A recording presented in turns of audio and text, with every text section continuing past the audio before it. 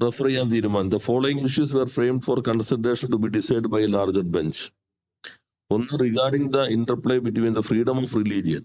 Article 25 പറയുന്ന freedom, 25-26 പറയുന്ന freedom of മത വിശ്വാസത്തിന്റെ സ്വാതന്ത്ര്യവും other provisions in part 3, particular article 14 മറ്റ് മൗലികാവകാശങ്ങൾ, പ്രത്യേകിച്ച് 14 ഭരണഘടനയുടെ ആർട്ടിക്കിൾ 14 പറയും തമ്മിൽ എങ്ങനെ നിൽക്കുന്നു, ഇതിവിടെ അപ്ലിക്കബിൾ ആണോ?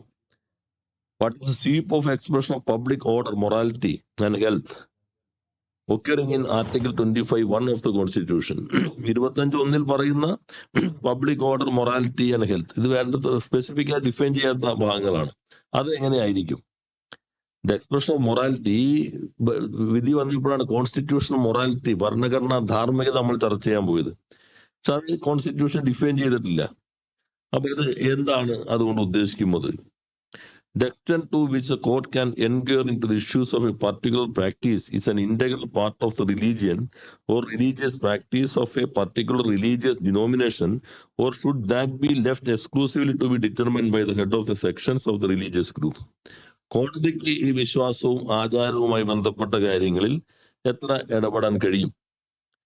അതേപോലെ തന്നെ അതല്ല, ഒരു കോടതിയുടെ ഇടപെടലല്ല, ആ മതവിഭാഗത്തിന്റെ തലവന്മാർക്കാണോ അതിനുള്ള പൂർണ്ണമായ സ്വാതന്ത്ര്യം ഉള്ളത്? What is the meaning of the expression sections of Hindus? അതാണ് ആ വിധിയിൽ ആദ്യം ഭാഗം പറയുന്നത്. 25(2)(b) അതിന്റെ അർത്ഥം എന്താണ്?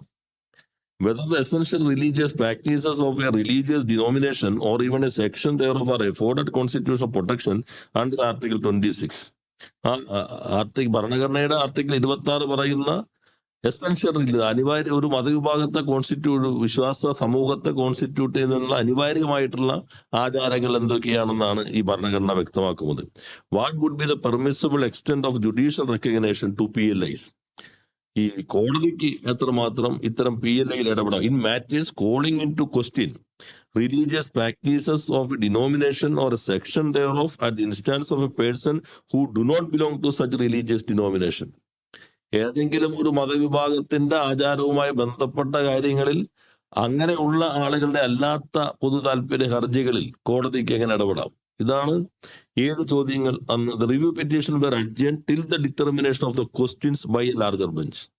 അപ്പൊ റിവ്യൂ പെറ്റീഷൻ തന്നെ എത്തണമെങ്കിൽ ഈ 7 പ്രധാനപ്പെട്ട കാര്യങ്ങളെ കുറിച്ചുള്ള നിലപാട്, വാദങ്ങൾ കേട്ട് സുപ്രീം കോടതി വ്യക്തമാക്കേണ്ടതുണ്ട്. അല്ല, അത് ഒരു ചോദ്യത്തിൽ ഞാൻ വായിച്ചതിൽ ഏതാ അത് പറഞ്ഞേ? നിങ്ങളെ ഞങ്ങളുടെ അന്നത്തെ അഫിഡാവിറ്റ് ശ്രദ്ധിച്ചിട്ടുണ്ട്, 4ാമത്തെ പാരഗ്രാഫ്. അല്ല, അത് അജിത പറഞ്ഞതിനും പറഞ്ഞേ. അല്ല, ഞാൻ പറഞ്ഞ അന്നത്തെ ഞങ്ങളുടെ അഫിഡാവിറ്റ്, അന്ന് പഴയ അഫിഡാവിറ്റിൽ തന്നെ 4ാമത്തെ പാരഗ്രാഫിൽ പറയുന്നത് ഏതാ? കോടതിയല്ല, ഇതൊരു ആചാരവും ദീർഘകാലമായി തുടർന്നു വരുന്ന കാര്യങ്ങളായതുകൊണ്ട് ഹിന്ദു മത ആചാരങ്ങളായി ബന്ധപ്പെട്ട ആഴത്തിൽ പാണ്ഡിത്യമുള്ള ആളുകളും കറപ്റ്റ് അല്ലാത്ത സാമൂഹിക പരിഷ്കർത്താക്കളും ചേരുന്ന ഒരു കമ്മീഷനെ കോടതി കോൺസ്റ്റിറ്റ്യൂട്ട് ചെയ്തിട്ട് അവരുടെ അഭിപ്രായത്തിനാണ് പരിഗണന കൊടുക്കേണ്ടതെന്നാണ് അന്ന് ഞങ്ങൾ പറഞ്ഞത്. പക്ഷെ കോടതി അതല്ലോ എടുത്തേ. അങ്ങനെ കമ്മീഷനെ സുപ്രീം കോടതി കോൺസ്റ്റിറ്റ്യൂട്ട് ചെയ്തില്ലല്ലോ.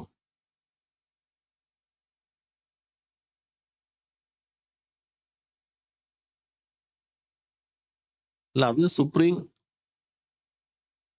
ആ ചോദ്യത്തിനോട് ഉത്തരമാണ് ഞാൻ പറഞ്ഞത്. നാം കാണേണ്ടത് യുവതീ പ്രവേശനത്തിനൊപ്പം അല്ല, സുപ്രീം കോടതിയുടെ വിധി വന്നു, സ്വാഭാവികമായിട്ടും ബൈൻഡിങ് ആണ്. അതിന് സുപ്രീം കോടതി തന്നെ റിവ്യൂ ചെയ്യാൻ തീരുമാനിച്ചു. ആ റിവ്യൂ ചെയ്യുമ്പോൾ ഇപ്പൊ സ്റ്റേ ഇല്ല. ആദ്യത്തെ വിധി സ്റ്റേ ചെയ്തിട്ടുള്ള റിവ്യൂ, ഈ ചോദ്യങ്ങൾ അപ്പോഴിപ്പോൾ വേണമെങ്കിൽ ആ വിധി ഓർഡർ ആണെന്ന് പറയാമല്ലോ. അങ്ങനെ, കാരണം സ്വാഭാവികമായിട്ട് സുപ്രീം കോടതി റിവ്യൂ ചെയ്യാണ്. ആ റിവ്യൂ ചെയ്യുമ്പോൾ അവർ തന്നെ പറഞ്ഞു, ആദ്യം ഈ 7 അടിസ്ഥാന പ്രശ്നങ്ങൾ ചർച്ച ചെയ്തിട്ട് ഇതിലേക്ക് വരുള്ളൂ. അപ്പൊ നമ്മളോട് ഈ 7 പ്രശ്നങ്ങളിൽ കോടതി എന്തൊക്കെയാണോ ആവശ്യപ്പെട്ടിട്ടുള്ളത് ആ കുറെ കൂടി സങ്കീർണമാണല്ലോ. ഇതൊരു ഒബ്ജക്റ്റീവ് ടൈപ്പ് ചോദ്യമല്ലല്ലോ, 1 മിനിറ്റ് കൊണ്ട് പരിഹാരം കാണാവുന്ന ഒരു സംഗതി അല്ലല്ലോ ഇത്. ഇതൊരു സങ്കീർണമായ ഭരണഘടനാ പ്രശ്നങ്ങളാണ്. സുപ്രീം കോടതി തന്നെ 9 അംഗ ബെഞ്ച് എന്ന് പറഞ്ഞാൽ വളരെ അസാധാരണമായിട്ടല്ലേ 9 അംഗ ബെഞ്ച് വരിക, ഭരണഘടനാപര പ്രശ്നങ്ങളിലെ പരിശോധിക്കുക. നമ്മളിപ്പോ അതിനകത്ത് എല്ലാ വശവും നോക്കും. ഞാൻ പറഞ്ഞു, ഞങ്ങൾ തന്നെ നേരത്തെ കൊടുത്ത സ്റ്റാൻഡ് അംഗീകരിച്ചിരുന്നില്ല. ഞങ്ങൾ എടുത്ത സ്റ്റാൻഡ് എന്തായിരുന്നു? നിങ്ങളത് പറയാത്തോണ്ടാണ്. അല്ല, അത് സുപ്രീം കോടതി വിധിയുടെ പശ്ചാത്തലത്തിലാണ്. ഇപ്പൊ ഏഷ്യാനെറ്റ് ഇന്ന് സംപ്രേഷണം ചെയ്യണ്ട എന്ന് സുപ്രീം കോടതി വിധിച്ചാൽ നിങ്ങൾ എന്ത് ചെയ്യും? ഞങ്ങളുടെ ഒരു സ്റ്റാൻഡ് നേരത്തെ എടുത്തെന്ന് പറഞ്ഞ് നിൽക്കാൻ പറ്റുമോ? ഇല്ലല്ലോ. അല്ല, അതിലിപ്പോ റിവ്യൂ ചെയ്യുന്ന കോടതി. അല്ല, വിധി എങ്ങനെ വന്നു? സർക്കാർ പിന്തുണച്ചുകൊണ്ടാണ് വിധി വന്നത്. ആ അഫിഡാവിറ്റിൽ ഒരു പോയിന്റ് ഞാൻ പറഞ്ഞ് നിങ്ങൾക്ക് മനസ്സിലായില്ലേ? അല്ല,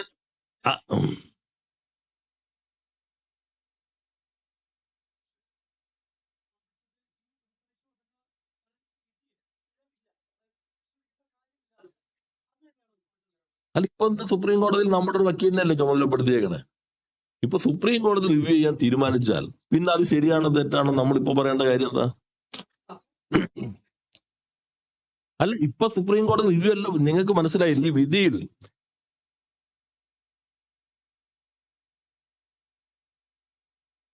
അല്ല, അങ്ങനെ കോടതി ഞങ്ങളോട് പറയാൻ പറഞ്ഞിട്ടില്ല.